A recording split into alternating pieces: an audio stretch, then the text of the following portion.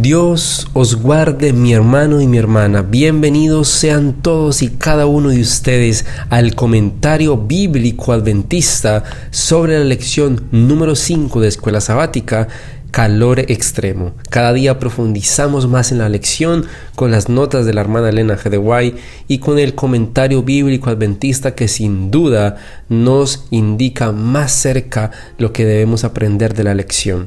Esperamos que se queden hasta el final y que puedan compartir con sus amigos y familiares el mensaje del Señor para que juntos podamos aprender más de Jesús. Padre Santo que estás en el cielo, gracias te damos, oh Dios, por tu compañía, por tu bendición. En este instante nos ponemos en tus manos de amor para que con tu sabiduría podamos aprender del Señor. Bendice a cada una de las personas que escuchan y ven este video, que puedan ser fortalecidas y que podamos acercarnos a tu presencia. En Jesús, amén. El comentario bíblico adventista sobre un texto clave de la lección Génesis 22 nos dice: después de estas cosas, se pasan por alto en silencio unos 17 años tranquilos. Isaac ya era un joven de 20 años. También habían pasado 17 años desde que Abraham recibiera de Dios el último mensaje que se registra. Súbitamente llegó una nueva revelación que representaba la prueba máxima que pudiera sobrevenir a un ser humano. La palabra hebrea nisá, probó, admite distintos significados de acuerdo con las siguientes situaciones. Primero, cuando un hombre pone a prueba a otro. La reina de Sabá visitó a Salomón para probarle con preguntas difíciles, con el fin de ver su sabiduría si era tan grande como su reputación. Cuando Dios prueba o examina a un hombre. 2. 3. Cuando un hombre pone a prueba a Dios tratando de obligarlo a proceder de acuerdo con los propósitos humanos. Esto es presunción, lo que es diferente de la fe, puesto que el verbo tentar se usa ahora generalmente para denotar un mal propósito. El verbo probar es el que corresponde cuando se refiere a Dios. El Altísimo nunca tienta a nadie. Santiago 1:13. Heme aquí. Esta visión que le sobrevino a Abraham por la noche fue la 8ª ocasión en la que Dios habló a Abraham. Los casos anteriores le habían enseñado a Abraham a reconocer inmediatamente la voz de Dios, y estuvo listo para contestar. Esta breve conversación introductoria consiste en hebreo solo en 2 palabras y en este respecto difiere de otras ocasiones similares del pasado. Toma ahora tu hijo, versículo 2. Si estas palabras fueron pronunciadas lentamente, como es probable, Abraham debe haber sentido sucesivamente orgullo, temor y horror. La repetición fue calculada por Dios para despertar el afecto paternal y para preparar a Abraham para la severa prueba que pronto seguiría. Al llamar a Isaac, tu único hijo, Dios quería decir que solo él era considerado como el heredero legítimo de la promesa. Esto contrasta con la expresión del capítulo 21:12, donde Dios llama a Ismael hijo de la sierva. Tierra de Morat. El nombre Moriat no aparece sino 2 veces en la Biblia, aquí y en 2 de Crónicas 3:1. De acuerdo con este último texto, Salomón edificó su templo sobre el monte Moriat, al norte de la ciudad de David y al oeste del valle de Cedrón. Por lo tanto, la tierra de Moriat debe haber sido la zona montañosa en torno a Jerusalén. El nombre parece haber sido poco común. En los tiempos antiguos era común el sacrificio de seres humanos, especialmente de niños. Tanto la Biblia como la arqueología afirman que los cananeos practicaban tales ritos. Por lo tanto, no era una idea extraña para Abraham el sacrificar un primogénito ante la deidad. Al paso que Dios prohibía explícitamente tales sacrificios, no es seguro si este punto resultaba claro para Abraham. Ciertamente, tan solo suponiendo que no entendió esta orden divina, podemos explicar que no protestara ante la orden de Dios, la que pedía sacrificar a su hijo. Versículo 3. Muy de mañana. Parece que Abraham tenía el hábito de levantarse temprano. Era un hombre de acción, y ahora que Dios había hablado, su único pensamiento fue obedecer inmediatamente. De todos modos, ¿cómo podía dormir con la mente abrumada con ese mensaje? Cuán imposible parecía todo. Qué dudas deben haber torturado su mente. No confiando en sí mismo, se atrevía a demorarse y temiendo también la posible oposición e interferencia de Sara. Determinó partir inmediatamente para el punto designado. En la prueba suprema de una vida larga y azarosa, Abraham obedeció sin formular una sola pregunta, sin presentar una sola objeción y sin buscar el consejo humano. Cuando está implicado un principio, el cristiano maduro solo pide tener una percepción clara del deber. Su cooperación emana de un corazón que sobreabunda de amor y consagración. Vive como en la misma presencia de Dios, sin que ninguna consideración humana nuble su comprensión de la verdad y del deber. Sin embargo, en esta ocasión, ¿qué lucha debe haber existido en el corazón del amigo de Dios? No tanto para decidir si debía obedecer, sino más bien para establecer con absoluta certeza, mediante la confirmación divina, que sus sentidos y razón no lo estaban engañando. Enalbardó su asno. La serie de breves declaraciones de este versículo expresan admirablemente la tranquila reflexión y el resuelto heroísmo que procedió el patriarca a cumplir la orden divina. Su voz tranquila y sus manos firmes de ninguna manera traicionaron la emoción interna de su corazón, quebrantado y sangrante. Todo lo necesario para el largo viaje se preparó. Rápidamente, con sumo cuidado, no quedaba ningún rastro de los momentos de debilidad pasados. Como un noble héroe de la fe que ha terminado su preparación, Abraham respondió inmediatamente cuando fue llamado a afrontar su hora suprema de prueba. Este fue el pináculo de su experiencia espiritual. Serenamente se elevó hasta una altura nunca superada por mortal alguno y se calificó para el honor de ser llamado Padre de los fieles. 2 días de viaje llevaron a los viajeros Abraham, Isaac y 2 servidores hasta la tierra de Moriah. 2 noches de insomnio habían sido pesadas en oración. Levantándose temprano por la mañana al tercer día, Abraham contempló la señal de origen divino, una nube de gloria que indicaba la montaña donde debía realizarse el sacrificio. Versículo 5. Esperad aquí. El solemne deber que Abraham estaba por cumplir le pareció demasiado sagrado para otros ojos y oídos humanos. Solo Dios podía comprender. Durante 2 días había ocultado sus pensamientos y emociones. Isaac iba a ser el primero en conocer y el único en compartir con él esa hora de pasión y emoción. Yo y el muchacho. Cada una de las 3 formas verbales que siguen está en plural. La traducción castellana quizá no refleje la fe profética implícita en el hebreo. Literalmente Abraham dijo a sus 2 servidores: yo y el joven iremos más allá y adoraremos y volveremos otra vez. Aunque no entendía el propósito de Dios, creía firmemente que Dios levantaría a Isaac de los muertos. ¿Acaso no había prometido Dios sin reserva ninguna que Isaac iba a ser su heredero? Abraham no esperaba ser liberado del horrible acto de sacrificar a su propio hijo, pero creía que Isaac le sería restaurado. Por eso habló con fe cuando dijo: volveremos. Solo por la fe era posible que él no esperara volver solo para informar a los hombres que con sus propias manos había quitado la vida de su hijo y lo había ofrecido a Dios. Es evidente la excelsitud de su experiencia espiritual, no solo en su inmutable obediencia, sino también por su fe resuelta en las promesas infalibles de Dios. Versículo 6. Padre e hijo comenzaron la subida en silencio. Abraham en meditación y oración e Isaac extrañado por la inusitada reserva de su padre respecto a la naturaleza y al propósito de su viaje. Estando a solas con él, la soledad hizo que Isaac expresara su extrañeza por la ausencia de un cordero. Versículo 7. Padre mío. Esta expresión cariñosa debe haber lacerado el corazón de Abraham. Al ser usada por Isaac, joven bien educado, de una culta familia semítica, esta forma de hablar expresaba por su deseo de hacer una pregunta. Ningún hijo bien educado se atrevía a hacer preguntas o a formular declaraciones en la presencia de sus padres sin recibir permiso para hacerlo. Abraham le dio ese permiso con su respuesta: heme aquí, mi hijo. ¿Dónde está el cordero? Esta pregunta directa solo expresaba una extrañeza inocente. No hay nada en el relato que sugiera que Isaac sospechaba en lo más mínimo que él iba a ocupar el lugar del cordero que faltaba. Su pregunta fue hecha con toda sencillez, sin ser maliciosa ni debidamente imprudente. Versículo 8. Dios se proveerá.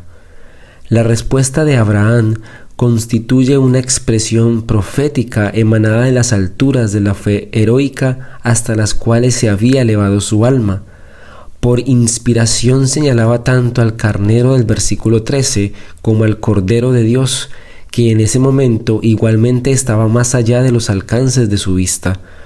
Si no hubiera sido por la convicción de que estaba haciendo la voluntad de Dios y que su único hijo le sería restaurado, la agonía de Abraham ante el pensamiento de perder a Isaac hubiera sido insoportable. Con todo, la pregunta del muchacho debe haber atravesado el corazón del padre. ¿Comprendería Isaac?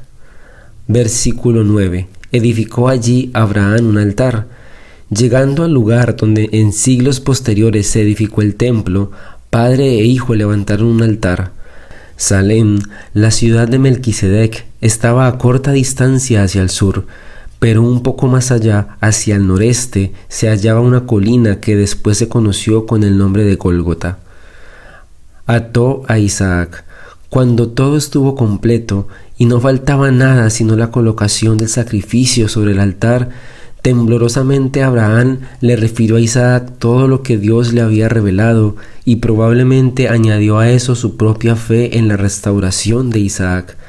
Es difícil imaginar los sentimientos encontrados que deben haber surgido en el pecho de Isaac: asombro, terror, sumisión y finalmente fe y confianza. Si tal era la voluntad de Dios, consideraría como un honor entregar su vida en sacrificio. Siendo un joven de 20 años, fácilmente podría haberse resistido. En vez de hacerlo, animó a su padre en los momentos finales anteriores a la culminación. El hecho de que Isaac entendiera y compartiera la fe de su padre fue un noble resultado de la cuidadosa educación que había recibido a través de su niñez y juventud. Así, Isaac se convirtió en un símbolo adecuado del Hijo de Dios, que se sometió a la voluntad de su padre. En ambos casos, el padre entregó a su único hijo. Habiendo colocado a la víctima atada sobre la leña, Abraham estuvo listo para el último acto: matar a su hijo y prender fuego a la pila de la leña. Como un símbolo del perfecto Cordero de Dios, Isaac no ofreció resistencia ni expresó ninguna queja. El ángel de Jehová le dio voces. Mientras que en ocasiones anteriores Dios había hablado directamente a Abraham, ahora envió a su ángel. No extiendas tu mano. El patriarca había demostrado ampliamente su fe y obediencia y había satisfecho plenamente los requisitos de su Dios. Jehová no deseaba la muerte de Isaac. En realidad no tenía interés en ninguna ofrenda que implicara un sacrificio ceremonial como tal, pero siempre ha deseado la obediencia voluntaria de sus siervos, en lo que respecta hasta donde puedan ir a la voluntad y el propósito de padre e hijo. El sacrificio fue completo.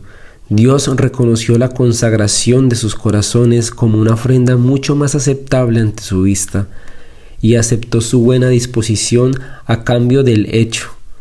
La voz celestial también testifica que Dios rechaza los sacrificios humanos. No tienen fundamento las declaraciones de algunos críticos de la Biblia al afirmar que los hebreos, como parte de su servicio regular de culto, practicaban sacrificios humanos, tan comunes entre los cananeos y otros pueblos de la antigüedad. Es cierto que en periodos de apostasía los judíos practicaron este rito, pero fue una directa violación a la orden de Dios. Versículo 14. Abraham tomó el carnero. Al descubrir el carnero y al aceptar su presencia como una señal adicional de la providencia de Dios, Abraham no necesitó esperar instrucciones de Dios respecto a lo que tenía que hacer con él. Aquí estaba el cordero que Abraham había dicho Dios proveería. No se habían traído en vano la leña, el fuego y el cuchillo, ni se había erigido el altar inútilmente. Versículo 14. Recordando ahora sus propias palabras proféticas dirigidas a Isaac, Abraham llamó el lugar Jehová Jireh, que quiere decir Jehová proveerá. Añade Moisés que este nombre dio su lugar al proverbio: en el monte de Jehová será provisto. Es algo oscuro el significado de este proverbio. Indudablemente recuerda la expresión de fe de Abraham de que en el monte divinamente señalado Dios mismo proveería un medio de salvación. Este proverbio constituyó una expresión de la esperanza mesiánica, aunque su significado no hubiera sido siempre completamente claro a los que lo citaban. Sobre este lugar sagrado, en el lugar santísimo del templo de Salomón, posteriormente estableció su morada la Shekinah, gloria de Dios. Cerca de este monte los dirigentes judíos en su dureza rechazaron al verdadero Cordero de Dios. Versículo 15. El ángel de Jehová. Después de que el carnero había sido ofrecido, el ángel habló otra vez. Antes de la experiencia registrada en el capítulo 22, Dios se había comunicado con Abraham 7 veces. Esta es la última revelación divina a Abraham que se registra. Dios aceptó su lealtad y obediencia y reafirmó las promesas hechas con tanta frecuencia en ocasiones anteriores. Versículo 16. Por mí mismo he jurado. El propósito de un juramento es confirmar lo que se ha declarado. Los hombres invocan a Dios para que testifique de la integridad de ellos, puesto que no hay nadie más alto que Dios. Él jura por sí mismo.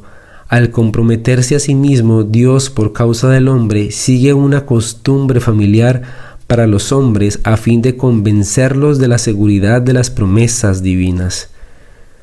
Job capítulo 1, versículo 6.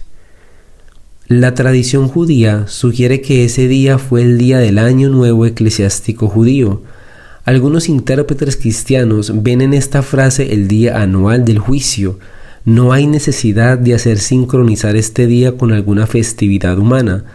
Parece innecesario que los encuentros de Dios con sus criaturas celestiales tengan que corresponder con cómputos terrenales. Es obvio que la frase implica que la reunión se celebró en un tiempo señalado por Dios. Delante de Jehová no se especifica el lugar, y de ahí que no se le puede conocer. No parece razonable que la escena hubiera acontecido en el cielo mismo, porque Satanás estaba excluido de sus atrios. Tenía acceso limitado a otros mundos. Satanás, el adversario, de este término proviene el verbo atán, ser adversario o actuar como adversario. Este verbo y este sustantivo se dan juntos en Zacarías 3:1, en donde literalmente se lee: el adversario estaba a su mano derecha para oponérsele. La palabra Satanás proviene directamente del hebreo. Satanás no era uno de los hijos de Dios mencionado en este versículo. Vino entre ellos, pero no era uno de ellos. Segunda de Corintios capítulo 11, versículo 23. ¿Son ministros? Como eran judíos convertidos, pretendían ser portavoces de Cristo, pero Pablo refutaba esa pretensión. Pablo, también judío, era igual a ellos, pero desde el punto de vista de la relación con Cristo, que es la prueba fundamental en todos los tiempos, afirmaba que era superior. Por lo tanto, si se tiene en cuenta la autoevaluación con ellos, él los superaba en mucho. Para demostrarlo, destacaba sus labores muy superiores a las de ellos en abnegación, extensión y resultados. Los adversarios de Pablo procuraban usurpar los frutos de sus trabajos. Loco. En este caso, la palabra griega es mucho más valiosa que la usada en los versículos 16 y 19. El verbo sugiere estar fuera de sí, ajeno a la razón. Pablo habla irónicamente. Está empleando los necios métodos de sus adversarios. También expresa su disgusto al tener que recurrir a este procedimiento. No puede continuar gloriándose sin expresar su desaprobación al hacerlo. Pablo había trabajado afanosa y arduamente para llevar el evangelio a los gentiles, y en comparación, ¿qué habían hecho esos judaizantes? Isaías capítulo 43 versículos del 1 al 7. Con referencia al contexto de este capítulo, Las amenazas y los reproches de los últimos versículos del capítulo anterior están en notable contraste con las promesas de esperanza que aquí se dan. El castigo es seguido de misericordia. El amor de Dios es mayor que su ira. En toda angustia de ellos Él fue angustiado. A pesar de sus transgresores, los amaba aún y sobre todo deseaba que volvieran a Él de todo corazón. Creador tuyo, Dios había creado la nación de Israel para que honrase su nombre, pero hasta ese momento los israelitas habían fracasado. Sin embargo, Dios procuraba hacerles ver que todavía eran su pueblo, llamados por su nombre y ordenados para ser sus representantes y testigos especiales entre los hombres. Yo te amé. Por causa de su amor a Israel, Dios estaba dispuesto a hacer cuanto pudiera necesitar su pueblo. En los días de Moisés, este amor se demostró cuando los hebreos fueron liberados de Egipto, y en los días de Isaías, cuando fueron salvados de Sennacherib. El amor de Dios para con Israel era imparcial, pues Dios no hace acepción de personas. Delante de Dios no tiene valor la nacionalidad, sino el carácter. Del Oriente. Estas palabras se cumplieron parcialmente con el retorno de los judíos del cautiverio babilónico, y se cumplirían en forma más amplia con la reunión de los fieles de todas las partes del mundo durante la era cristiana. Su cumplimiento pleno solo se realizará cuando los justos sean congregados de los cuatro confines de la tierra en ocasión de la segunda venida de Cristo.